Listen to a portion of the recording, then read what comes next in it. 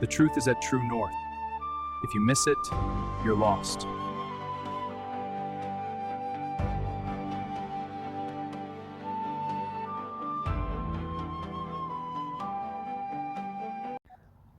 Hello, friends. Welcome with me, Martin, here at True North Revival Ministries. And I want to speak to you about a chapter that's so important to understand for doctrine,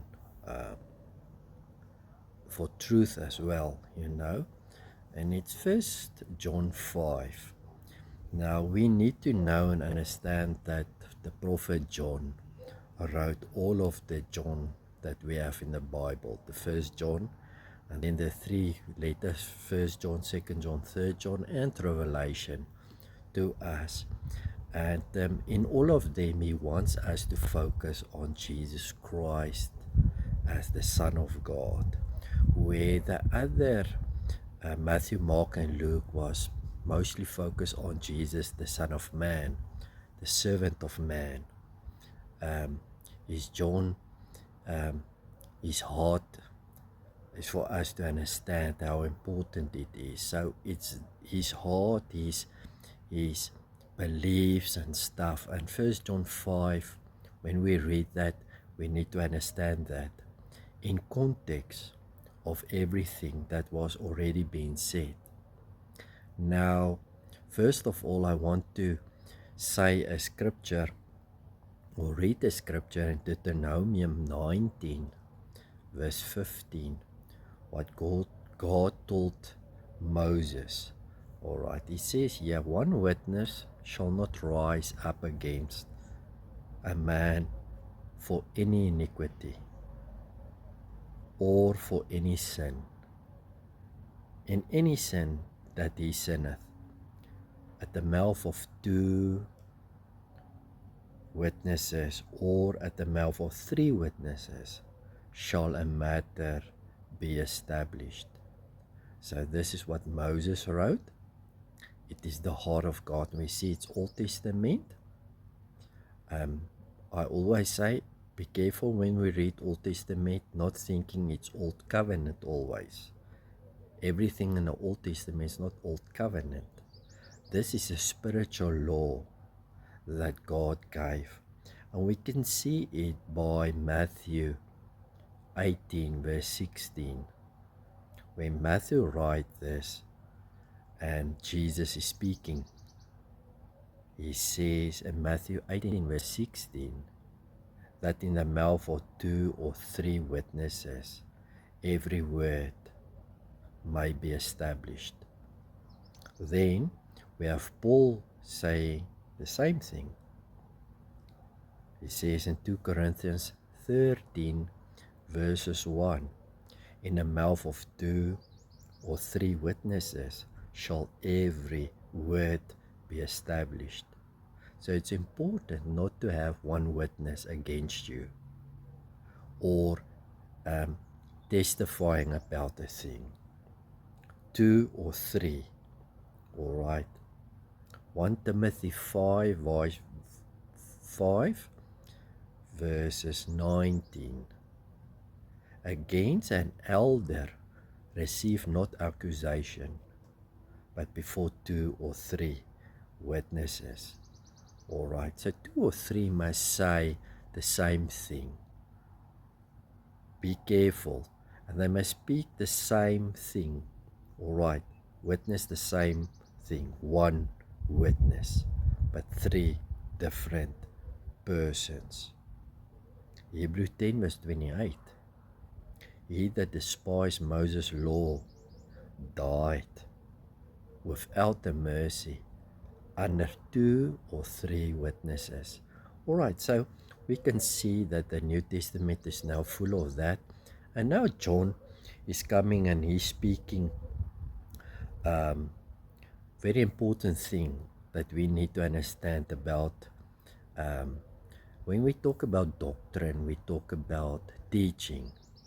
How we believe about things is so important because there's error, and error is very dangerous for the church. 1 John 5, verses 1. Everyone who believes that Jesus is the Christ is born of God. If you don't believe, I'm sorry. You need to believe. About 3 weeks ago, I talked about, when we bake a cake, it's a few ingredients, and some focus only on some of the ingredients. But it's all of the ingredients that will make the cake.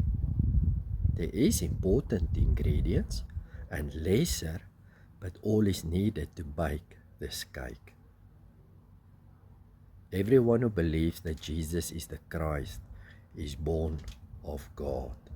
And everyone who loves the Father loves his children as well.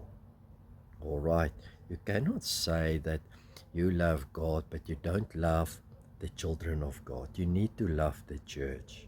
You cannot speak against the church. You cannot judge the church constantly. Then you don't love God. It's his body. This is how we know that we love the children of God, by loving God and carrying out his commandments. Now we know he's not going to talk about his commandments, but his commandment says love. All right, love. In fact, this is the love of God, to keep his commandments. So, in fact, this is the love of God. That's the only way how we know you truly love God.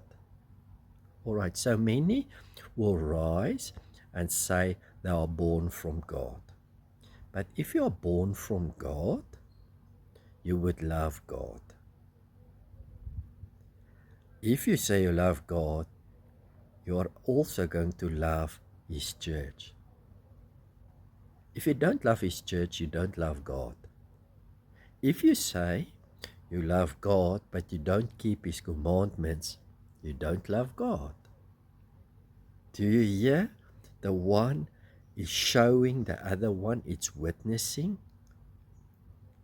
And these commandments are not burdensome. So some people will say, it's hard, it's burden to do what God is saying. This is New Testament. John is writing and says, God command us things. A commandment is something that you cannot, I don't want to do it. I have a choice. You don't have a choice. It's almost like the law of the Old Testament. The law was written down. In the New Testament, we have the commandments of God. It's not written down, it's spoken to us, and we need to obey it. The one show forth the other one. For everyone born of God overcomes the world. This is the victory that has overcome the world, even our faith. Do you want to overcome the world? You need to be born from above. You need to have faith. It's two things that is born, that you receive from God, that can overcome the world. Your faith.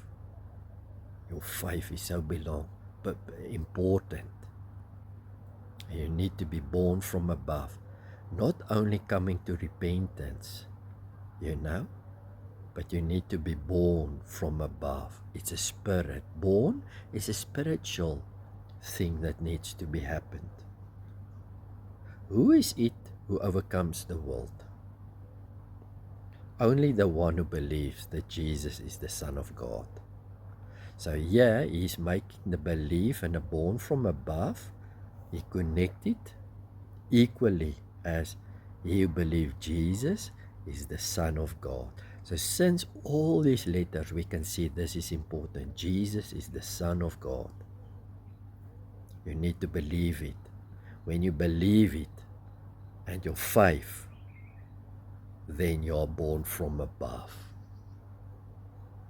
You will follow God's commandments, and you will love the church then, and the brothers. This is the one who came by water and blood. This is the one who came by water and blood, Jesus. He's the Son of God. He came by water. How? When he was baptized, he came by water. He laid down his life. His ministry started. His function started. So he was 30 years of age, never spoke, preached the gospel. He baptized and he came by water. The heavens opened above him, and the voice says, "This is my beloved Son, hear ye him." He's my Son. And Jesus' ministry started. So he was born to us when he was baptized. All right. He came 30 years earlier, but was not really any truly effect on mankind. His ministry started with water and by blood. He died.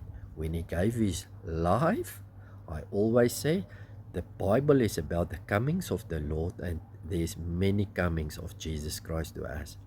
The water was one, the blood is one. On the cross, Jesus Christ. This is the one who came by water and blood, Jesus Christ. He did not come by water only, but by water and blood. He gave his life to you to redeem us.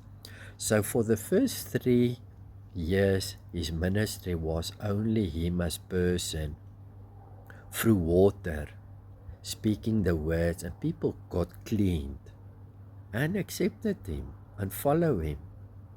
But he showed a greater witness. I'm going to give my life. So the water helped him to witness, and the blood of Jesus Christ helped Jesus Christ to witness to us. And it is the Spirit who testifies, because the Spirit is the truth.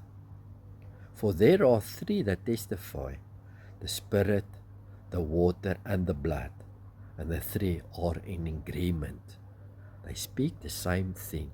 The Holy Spirit will come to people and only speak about the same things that Jesus spoke through his water 3 years and through his blood for many years now already. The 3 is 3 witnesses that will say the same thing. God really loves you. You need to believe. The 3 witnesses is true. You need the Spirit of God, you need the blood, and you need the water.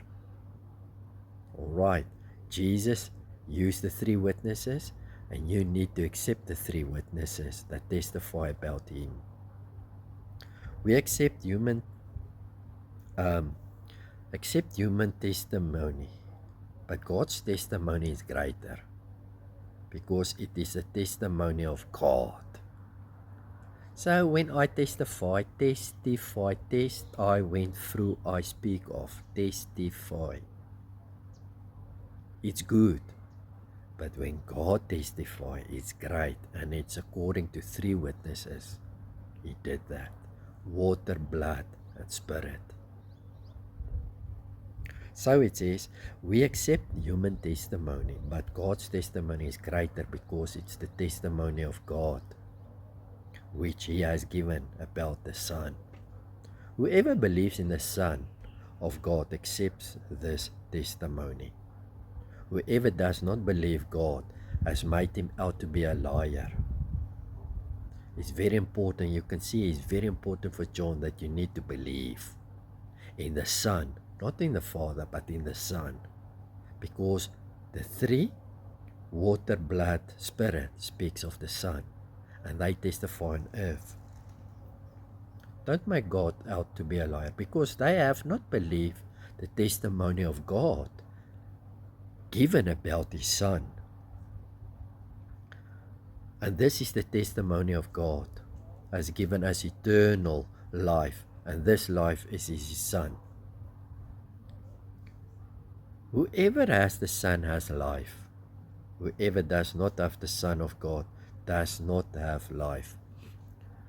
So doctrine needs to be If you don't have the Son, you don't have life. If you have the Son, it means you believe. It means you're born again. It means you love God and His church. Then you have life. You need to believe. It's part of the whole thing. Jesus Christ died for all humanity, but you need to believe. God believed in you, and now you need to believe in Him.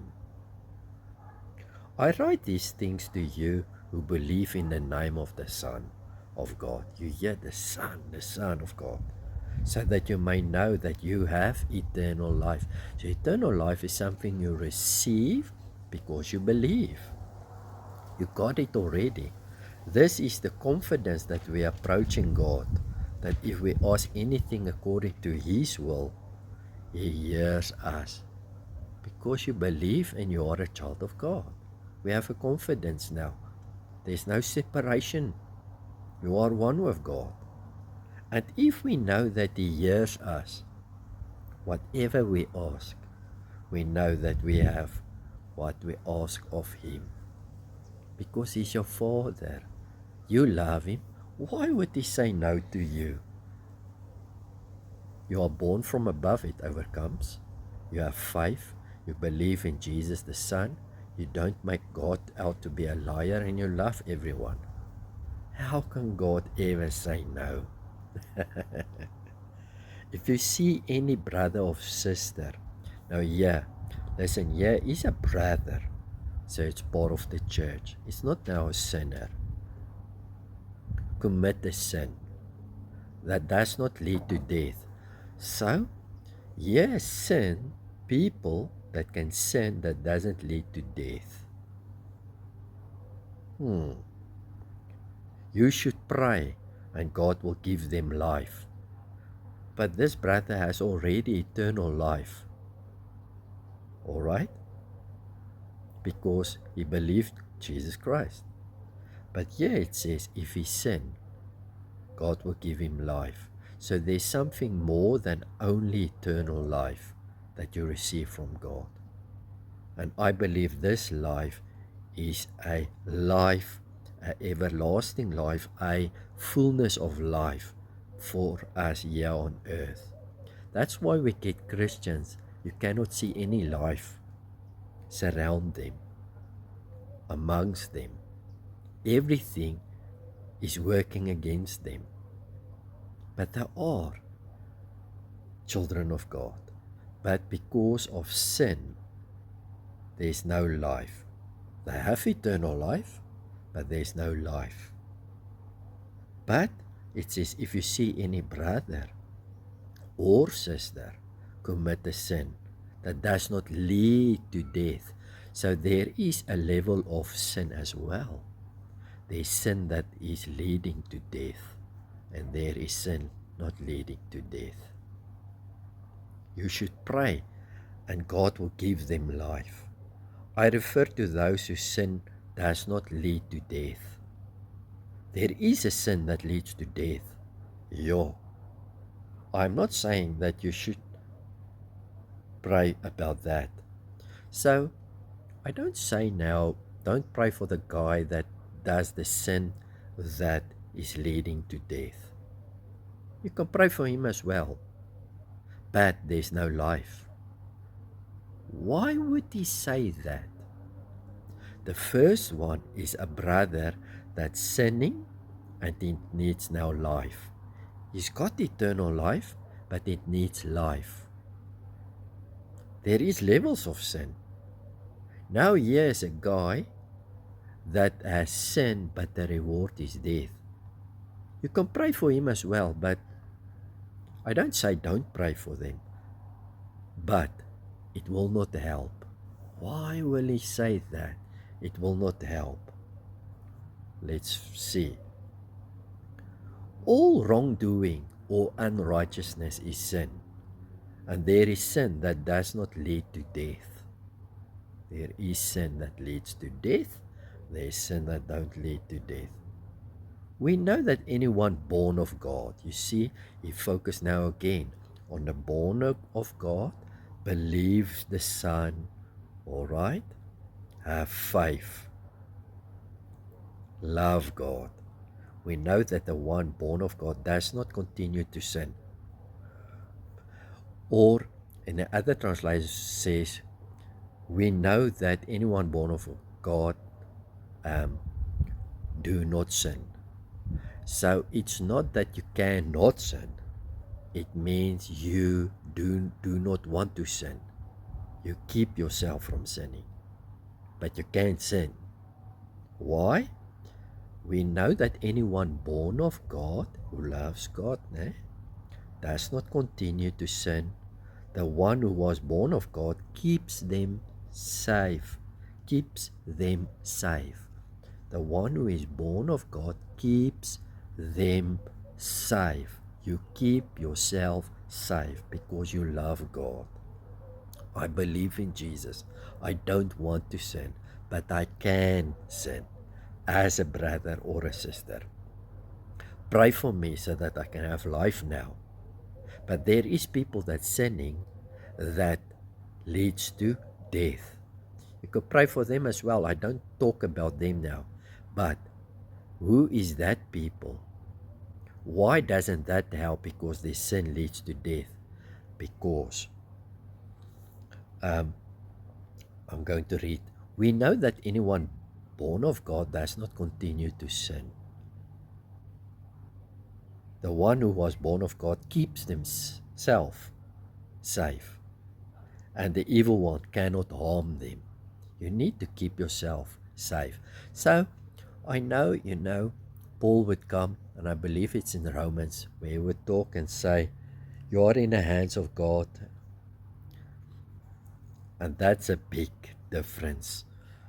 Oh boy, in the church world, in doctrine-wise, people say, if you are safe in the hands of God, no one can take you out of the hands of God. That's scary. But you need to know that you need to keep yourself safe. That's important. All right? We know that anyone born of God does not continue to sin. The one who was born of God keeps themselves safe, and the evil one cannot harm them. We know that we are children of God, and that the whole world is under the control of the evil one. We know also that the Son of God has come and has given us understanding, so that we may know him who is true. And we are in him who is true, by being his Son, Jesus Christ. He is the true God and eternal life. He is the true God and eternal life. Now here, watch this last verse. Dear children, keep yourself from idols. So this is very important to understand, that you need to keep yourself from idols. Nobody can snatch you out of the hand of God, but you can. Nobody. God has you in his hands, and you are with him.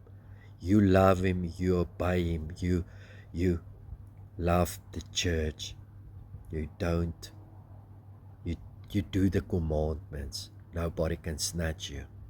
But according to John here, it's important to understand, you need to keep yourself. You need to keep yourself.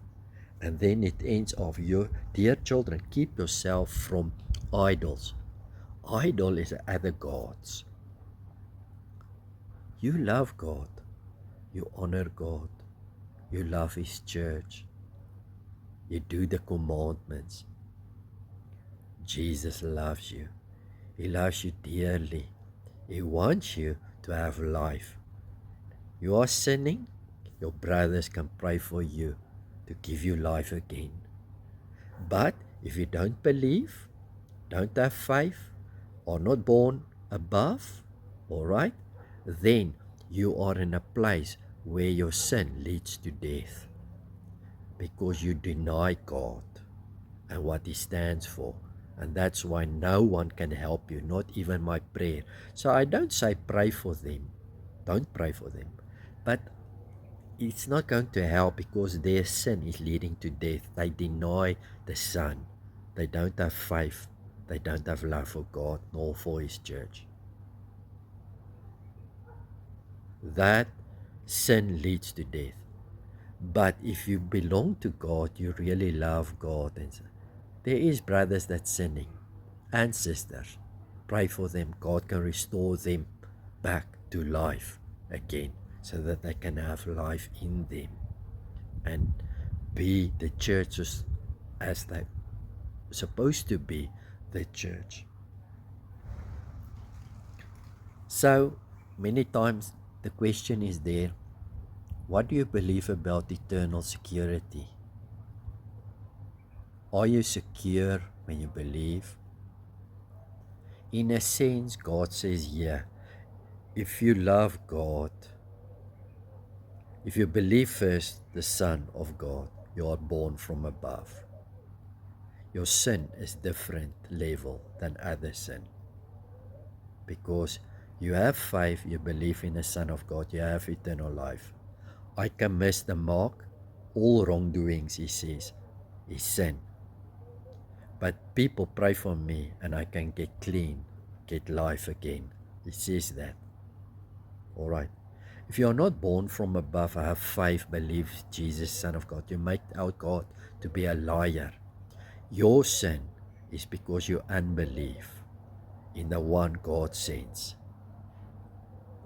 And then prayer doesn't help because first you need to believe to get the reward away. That's sin unto death. There's 3 witnesses that's so powerful on this earth. Jesus, water, show us everything about him and his heart. His blood is the most awesome witness. He gave his life for you. You need to believe it.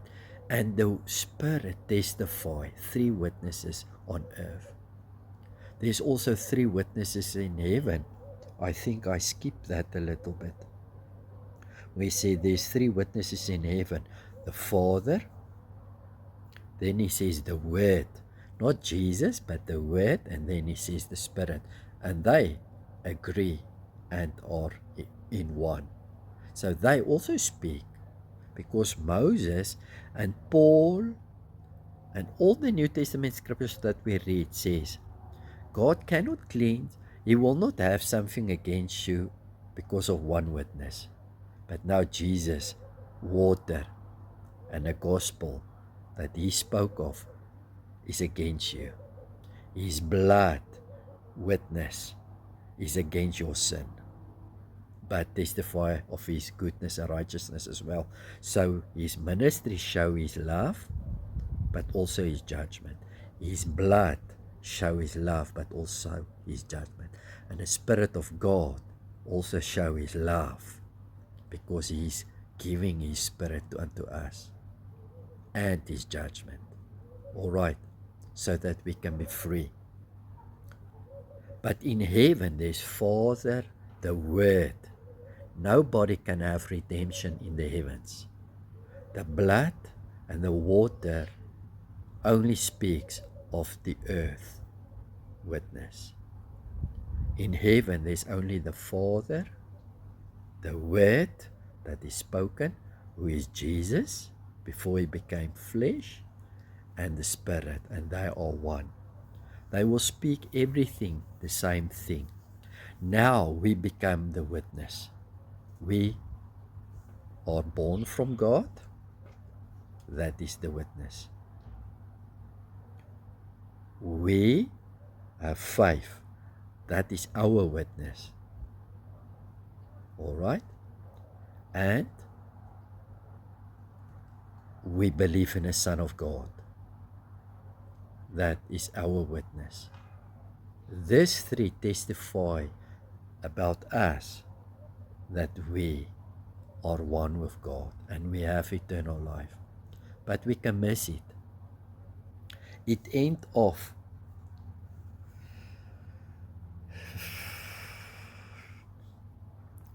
Dear children, keep yourself from idols.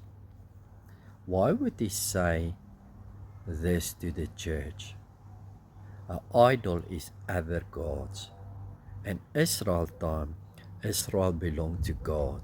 They were married to him, his wife. And we can see they lost their salvation because they went after other gods. Here it says, keep yourself from idols. A truly born again man don't want to sin, but if he sin, there is prayer for him in life. But I can see if he love God and love his church. You need to see it.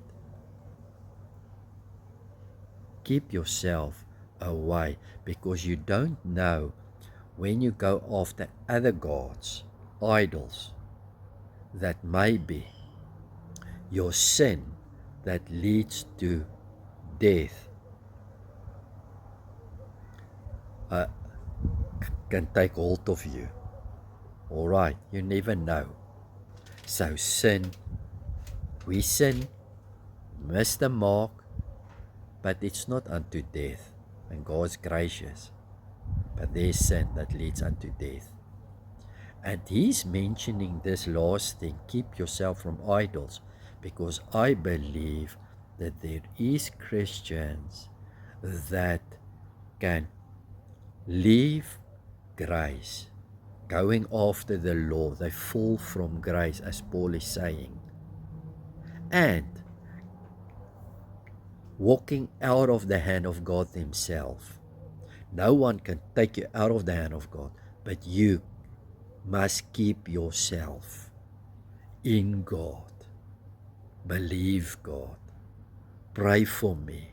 Humble yourself. Don't be prideful. Don't go after other gods, because you can go after other gods.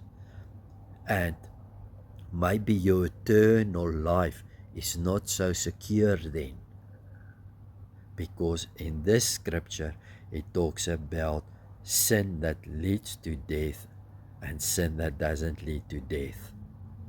But keep yourself. So I hope this helped you, bless you.